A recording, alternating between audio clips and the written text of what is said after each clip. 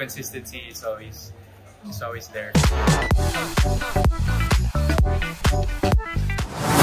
Well, personally, hindi ko pa alam yung difference kasi parang this year kasi talaga ako nagpaplano na mag-start ng mga negosyo.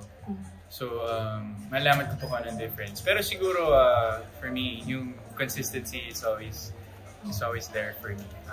Kapag may isang bagay naman ako na sinimulan and gustong matutunan, talagang iniintindi ko mabuti, naral ko mabuti. Well, syempre, may mga friends naman ako and may mga nagtuturo naman sa akin, nagagabay. And yung actually handler ko, magaling siya, tinuturuan din niya ako. So, si Miss Ira.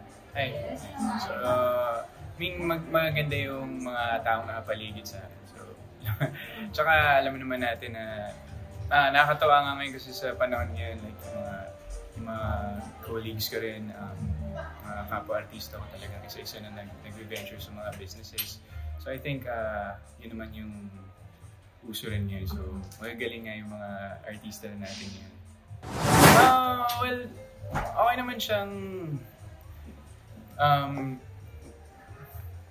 paano ba? Ngayon kasi wala pa akong teleserye ginagawa ulit. So I mean, tinatry ko ibaling muna yung focus ko sa paghahanap ng mga negosyo kagaya ito.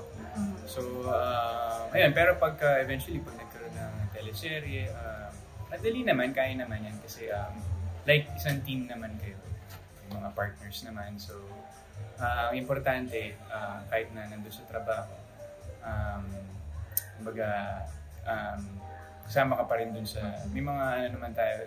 Yun yung importante, kaya maganda ngayon may mga group chats na yun, sama-sama na kayo sa pag-uusap. Super coffee lover talaga. I mean, sino bang hindi, di ba? Lahat naman tayo kailangan natin ng kape pag-gising sa umaga.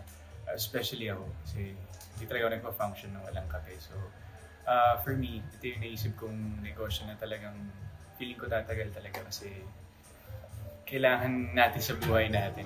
So, ang wini-wish ko for her, well, sa totoo lang, mas more nakaka-proud.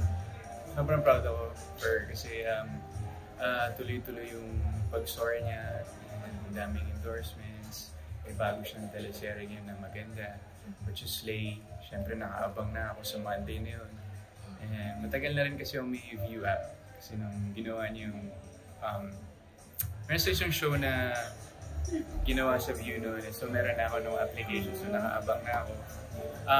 Ayun, and well, sobrang proud ako kasi tuloy-tuloy talaga yung blessings ni Jules. And actually namin dalawa, so thankful kami sa Sparkle talaga and GMA.